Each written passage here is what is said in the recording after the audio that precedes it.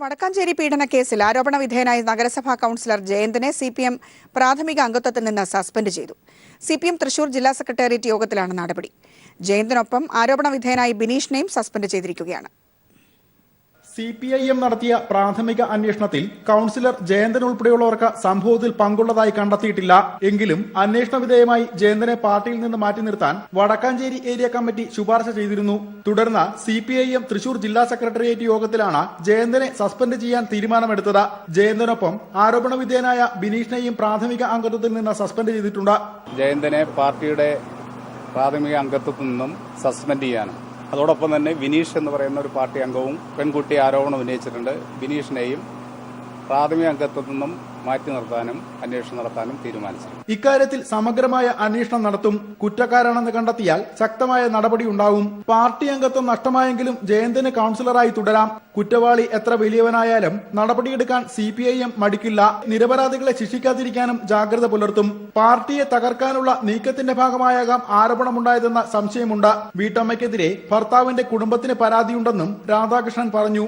അവരെക്കുറിച്ച് കൃത്യമായിട്ട് അവരുടെ അച്ഛനും അമ്മയും പറഞ്ഞിട്ടുണ്ട്. കഴിഞ്ഞ 9 വർഷമായിട്ട് പ്രസവിച്ച കുഞ്ഞുങ്ങളെ നോക്കാൻ പോലും തയ്യാറായിട്ടില്ല. അവരെ വകവരുത്താൻ വേണ്ടി ഗൂഢസംഘത്തിനെ അല്ലെങ്കിൽ കൊട്ടേഷൻ സംഘത്തിനെ വെച്ചിട്ടുണ്ട് എന്ന് പറഞ്ഞ് അവർ മുളമുത്താവ് മെഡിക്കൽ കോളേജ് പോലീസ് സ്റ്റേഷനിൽ പരാതി കൊടുത്തിട്ടുണ്ട്. അതേസമയം കേസിലെ അന്വേഷണ സംഘത്തെ വീണ്ടും മാറ്റി. ADGP B സന്ധ്യയുടെ മേൽനോട്ടത്തിൽ പാലക്കാട് ASP പൂങ്കുഴലി IPS ആണ് കേസ് അന്വേഷിക്കുക. DGP ലോക്നാഥ് ബെഹ്റയുടെ നിർദ്ദേശത്തെ തുടർന്നാണ് പുതിയ സംഘത്തെ നിയോഗിച്ചത്. News bureau, Thrissur.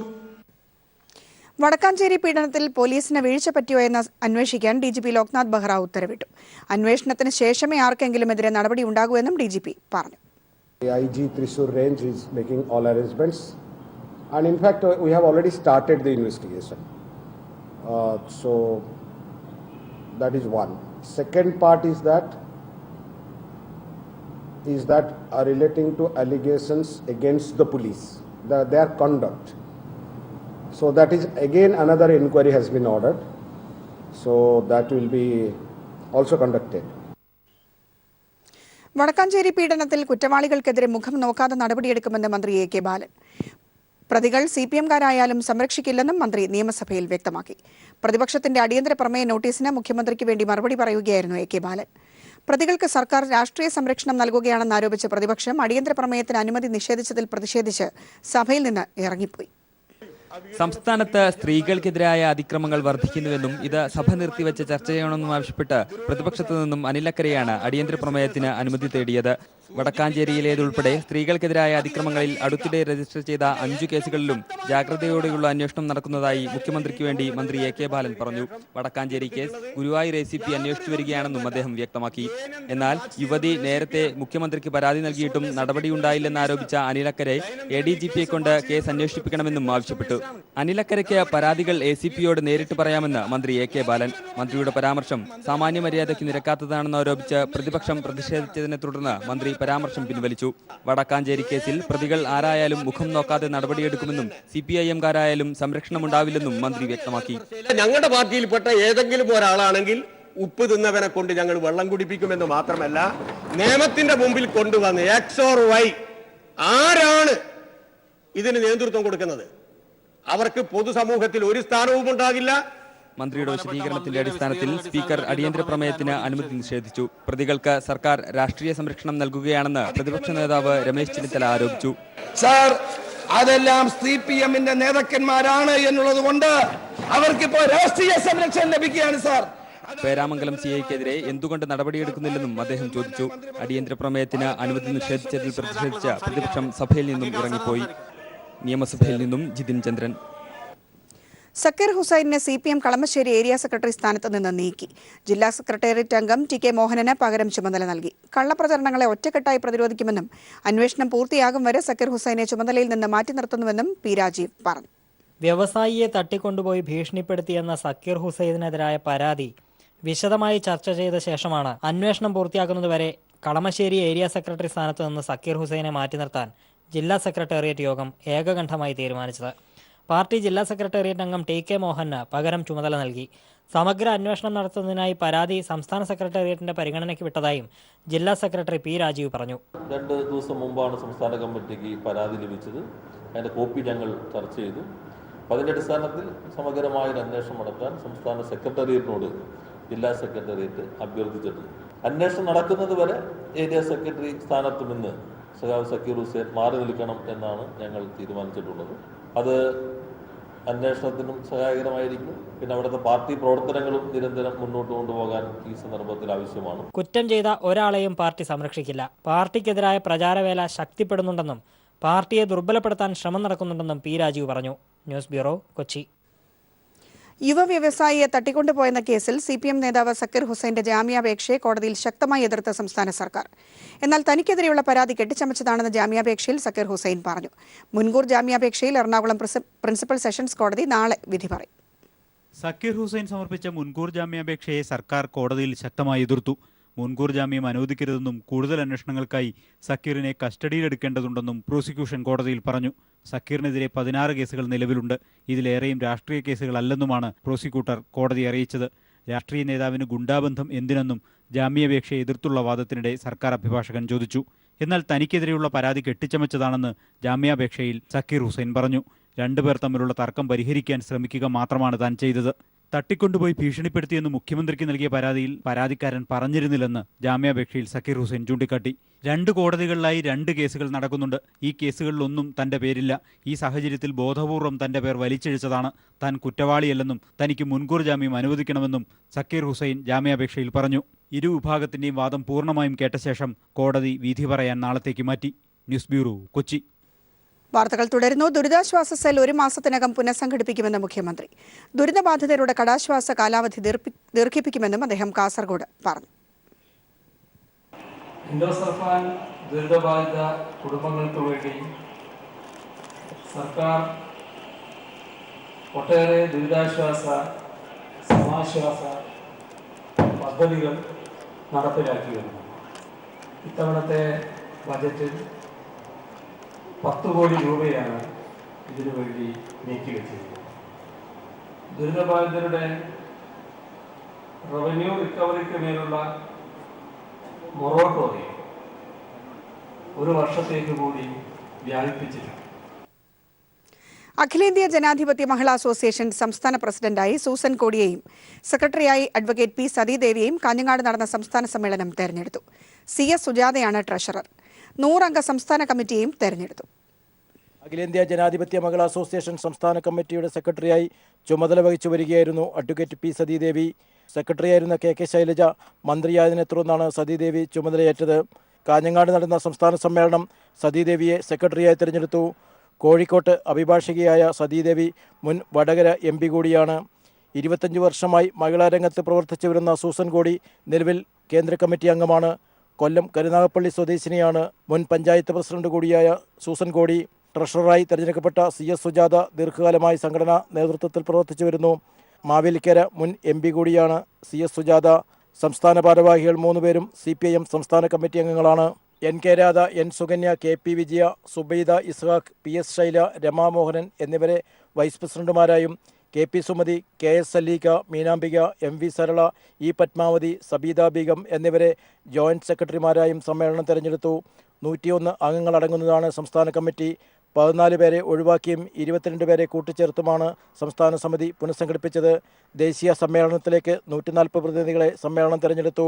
50% സ്ത്രീ സംവരണം ആവശ്യപ്പെട്ട് മഹിളാ അസോസിയേഷൻ നേതൃത്വം നൽകുന്ന പ്രക്ഷോഭം വൻ വിജയമാക്കാൻ സമ്മേളനം തീരുമാനിച്ചതായി സംസ്ഥാന ഭാരവാഹികൾ പത്രസമ്മേളനത്തിൽ പറഞ്ഞു.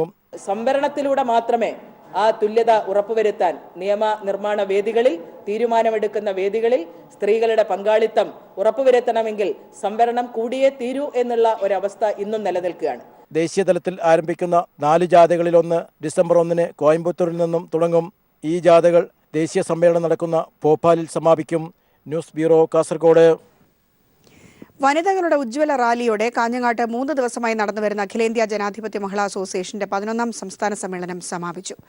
സ്ത്രീ സുരക്ഷയ്ക്കും ക്ഷേമത്തിനും LDF സർക്കാർ പ്രത്യേക പരിഗണന നൽകുമെന്ന് സമാപന സമ്മേളനം ഉദ്ഘാടനം ചെയ്ത മുഖ്യമന്ത്രി പിണറായി വിജയൻ പറഞ്ഞു.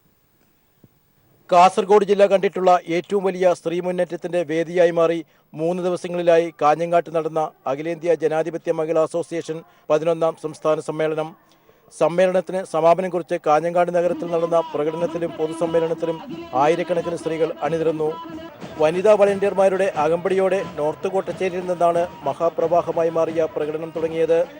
സംസ്ഥാന ദേശീയ നേതാക്കളും പ്രതിനിധികളും വളണ്ടിയർമാർക്ക് പിന്നിൽ സുപ്രഭാതങ്ങളുമായി അണിനിരന്നു. അതിനു പിന്നിൽ കാസർഗോഡ് ജില്ലയിൽ നിന്നുള്ള 1.25 ലക്ഷത്തോളം വനിതകളും. മുഖ്യമന്ത്രി പിണറായി വിജയൻ ഉദ്ഘാടന പ്രസംഗം പൂർത്തിയാക്കും വരെ പ്രകടനം തുടർന്നു. ഉദ്ഘാടന സമ്മേളനത്തിൽ സംസ്ഥാന പ്രസിഡന്റ് സൂസൻ കോടി അധ്യക്ഷയായിരുന്നു. സ്ത്രീ സുരക്ഷയ്ക്കും ക്ഷേമത്തിനും LDF സർക്കാർ പ്രത്യേക പരിഗണന നൽകുമെന്നും വനിതാ വകുപ്പ് രൂപീകരണം ഉടൻ യാഥാർത്ഥ്യമാക്കുമെന്നും പൊതുസമ്മേളനം ഉദ്ഘാടനം ചെയ്ത മുഖ്യമന്ത്രി പിണറായി വിജയൻ പറഞ്ഞു. സ്ത്രീ ശാക്തീകരണവുമായി ബന്ധപ്പെട്ട് കൂടുതൽ നടപടികളിലേക്ക് സർക്കാർ നീങ്ങുമെന്നത് ആ നടപടികൾ സർക്കാർ സ്വീകരിച്ചു വരികയാണ്. സ്ത്രീകളുടെ വികസനത്തിനും ക്ഷേമത്തിനുമായി വിവിധ പദ്ധതികൾക്കായി 91 കോടി രൂപ ബജറ്റിന്റെ ഭാഗമായി തന്നെ വകയിരുത്തിയിട്ടുണ്ട്. അഖിലേന്ത്യാ president Malini Chatterjee, vice president Sudha Sundararaman, treasurer PK Sreemathi, മന്ത്രി KK ശൈലജ, സംസ്ഥാന secretary advocate P Sathidevi, E Padmavathi തുടങ്ങിയവർ സംസാരിച്ചു. P Karunakaran MP, KP Satheesh Chandran തുടങ്ങിയ നേതാക്കളും സന്നിഹിതരായിരുന്നു. News bureau, Kasaragod. വാർത്തകൾ തുടരുന്നു. സംസ്ഥാനത്തെ സംരക്ഷിത അധ്യാപകരുടെ പുനർവിന്യാസത്തിൽ PSC റാങ്ക് പട്ടികയിലുള്ളവർക്ക് ആശങ്ക വേണ്ടെന്ന് വിദ്യാഭ്യാസ മന്ത്രി C രവീന്ദ്രനാഥ്. 3674 സംരക്ഷിത അധ്യാപകരിൽ 2974 പേരെ പുനർവിന്യസിച്ചതായി മന്ത്രി സഭയിൽ പറഞ്ഞു.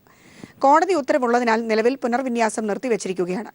ചരിത്രത്തിൽ ആദ്യമായി എയ്ഡഡ് സ്കൂളുകളിൽ സംവരണം ഏർപ്പെടുത്തിയതായും മന്ത്രി സഭയിൽ വ്യക്തമാക്കി. സംസ്ഥാനത്തെ സംരക്ഷിത അധ്യാപകരുടെ പുനർവിന്യാസം PSC വഴി നിയമിക്കുന്നവരെ ബാധിക്കില്ല. പുനർവിന്യാസം PSCയിലേക്ക് റിപ്പോർട്ട് ചെയ്യുന്ന ഒഴിവുകളിലേക്കല്ലെന്നും അതുകൊണ്ട് PSC റാങ്ക് പട്ടികയിലുള്ളവർക്ക് ആശങ്ക വേണ്ടെന്നും വിദ്യാഭ്യാസ മന്ത്രി C രവീന്ദ്രനാഥ് നിയമസഭയിൽ പറഞ്ഞു. 3674 സംരക്ഷിത അധ്യാപകരിൽ 2974 പേരെ പുനർവിന്യസിച്ചു. 700 പേരെ കൂടി പുനർവിന്യസിക്കണം. എന്നാൽ കോടതി ഉത്തരവുള്ളതിനാൽ നിലവിൽ പുനർവിന്യാസം നിർത്തിവച്ചിരിക്കുകയാണെന്നും മന്ത്രി വ്യക്തമാക്കി. 3674 അധ്യാപകരാണ് അതിൽ വന്നിട്ടുള്ളത്. അതിൽ 2724 പേരെ പുനർവിന്യസിച്ച് കഴിഞ്ഞിട്ടുണ്ട്. അവർക്ക് ശമ്പളവും നൽകി കഴിഞ്ഞിട്ടുണ്ട്. PSCയിൽ നിന്ന് ജോലിക്ക് വരുന്ന ഒരാൾക്കും ഒരു തടസ്സവും ഈ പുനർവിന്യാസ പ്രക്രിയയിൽ ഉണ്ടാവില്ല. ശമ്പളം ലഭിക്കാതിരുന്ന ഹയർ സെക്കൻഡറി അധ്യാപകർക്ക് ഈ മാസം മുതൽ ശമ്പളം നൽകി തുടങ്ങും. ഇതിനായി 70 കോടി രൂപ ധനകാര്യ സമിതി പാസാക്കിയിട്ടുണ്ട്. ചരിത്രത്തിലാദ്യമായി എയ്ഡഡ് സ്കൂളുകളിൽ സംവരണം ഏർപ്പെടുത്തിയതായും മന്ത്രി നിയമസഭയിൽ പറഞ്ഞു. ഭിന്നശേഷിക്കാരായ അധ്യാപകർക്ക് 3% സംവരണമാണ് സർക്കാർ ഏർപ്പെടുത്തിയത്. കൂടാതെ 1 മുതൽ 7 വരെ ക്ലാസുകളിലുള്ള കുട്ടികളെ ഇംഗ്ലീഷ് പഠിക്കാൻ പ്രാപ്തരാക്കും. ഇതിനായി അധ്യാപകർക്ക് പ്രത്യേക പരിശീലനം നൽകി വരുന്നുണ്ട്. അടുത്ത ഘട്ടത്തിൽ ഹിന്ദിയിലും ഇതേ രീതിയിൽ പരിശീലനം നൽകും. അതേസമയം പഠനം മാതൃഭാഷയിൽ തന്നെ ആകണമെന്നതാണ് സർക്കാർ നയമെന്നും മന്ത്രി നിയമസഭയിൽ വ്യക്തമാക്കി. News bureau, Thiruvananthapuram. 1 rank 1 pension പദ്ധതി നടപ്പാക്കാത്തതിൽ വിമുക്ത ഭടൻ ആത്മഹത്യ ചെയ്ത സംഭവത്തിൽ പ്രതിഷേധം ശക്തം. ദില്ലിയിൽ യൂത്ത് കോൺഗ്രസ് പ്രവർത്തകർ നടത്തിയ പ്രതിഷേധ മാർച്ച് സംഘർഷത്തിൽ കലാശിച്ചു. സമരം ചെയ്യുന്ന വിമുക്ത ഭടന്മാർ കോൺഗ്രസ് ഉപാധ്യക്ഷൻ രാഹുൽ ഗാന്ധിയുമായി കൂടിക്കാഴ്ച നടത്തി. 1 റാങ്ക് 1 പെൻഷൻ പദ്ധതി നടപ്പാക്കണമെന്നാവശ്യപ്പെട്ട് നടത്തുന്ന സമരത്തിന് പിന്തുണ തേടിയാണ് വിമുക്ത ഭടന്മാർ കോൺഗ്രസ് ഉപാധ്യക്ഷൻ രാഹുൽ ഗാന്ധിയെ കണ്ടത്. AICC ആസ്ഥാനത്ത് നടന്ന കൂടിക്കാഴ്ചയിൽ മുൻ പ്രതിരോധ മന്ത്രി AK ആന്റണിയും പങ്കെടുത്തു. 1 റാങ്ക് 1 പെൻഷൻ നടപ്പാക്കുന്നതിന് വേണ്ടിയുള്ള സമരത്തിൽ കോൺഗ്രസിന്റെ പിന്തുണ രാഹുൽ ഗാന്ധി വാഗ്ദാനം ചെയ്തു. പദ്ധതി നടപ്പാക്കുന്നത് പണത്തിന്റെ മാത്രം വിഷയമല്ലെന്നും സൈനികരുടെ അഭിമാന പ്രശ്നമാണെന്നും കൂടിക്കാഴ്ചയ്ക്ക് ശേഷം രാഹുൽ ഗാന്ധി പറഞ്ഞു. രാജ്യത്തെ കർഷകരോടും വിമുക്ത ഭടന്മാരോടും സർക്കാർ അനാദരവ് കാട്ടുകയാണ്. പ്രധാനമന്ത്രി കള്ളം പറയുന്നത് നിർത്തി 1 റാങ്ക് 1 പെൻഷൻ നടപ്പാക്കുകയാണ് വേണ്ടതെന്നും രാഹുൽ ഗാന്ധി പറഞ്ഞു. UPA സർക്കാരിന്റെ 1 റാങ്ക് 1 പെൻഷൻ പദ്ധതിയിൽ NDA സർക്കാർ വെള്ളം ചേർക്കുകയാണ് ചെയ്തതെന്ന് AK ആന്റണി ആരോപിച്ചു. ഇന്ന് നരേന്ദ്രമോദി നടപ്പാക്കിയിരിക്കുന്ന 1 റാങ്ക് 1 പെൻഷൻ അല്ല,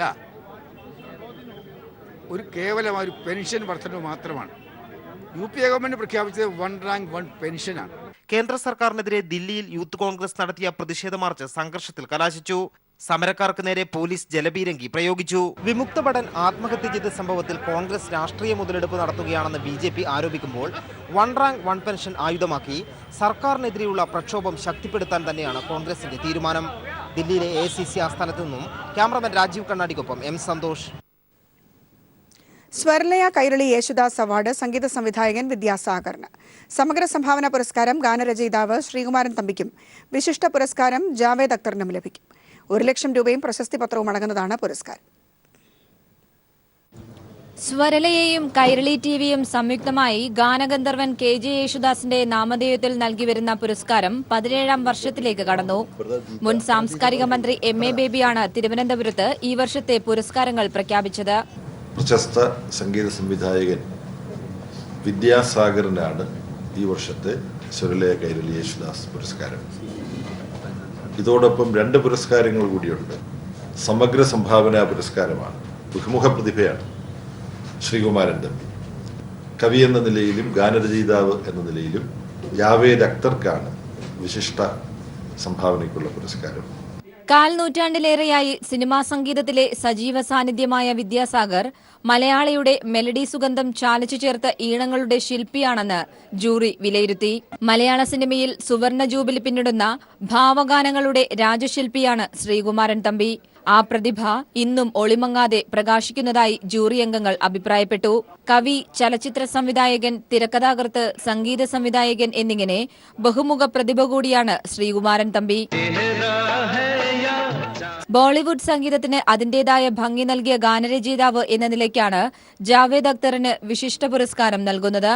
1 ലക്ഷം രൂപയും പ്രശസ്തി പത്രവും കാനായി കുഞ്ഞിരാമൻ രൂപകൽപ്പന ചെയ്ത ശില്പവും അടങ്ങുന്നതാണ് പുരസ്കാരം.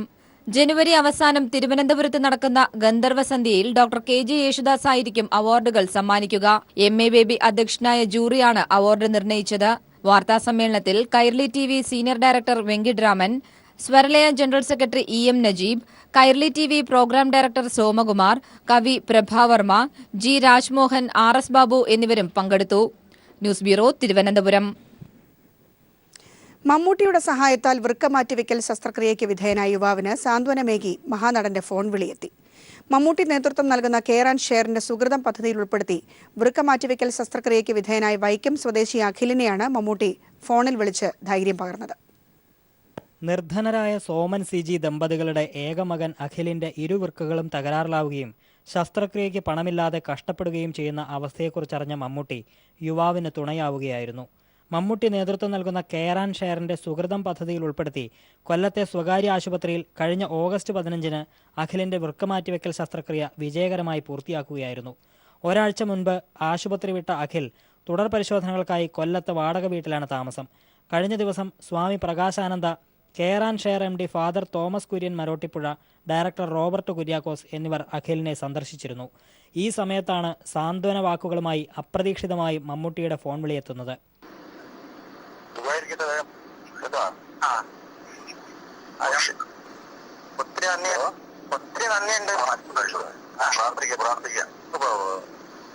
കൊച്ചിയിൽ നിന്നും മമ്മൂട്ടി കൊടുത്തയച്ച പഴക്കൂടയും അഖിലിന് ലഭിച്ചിരുന്നു. News bureau, Kochi.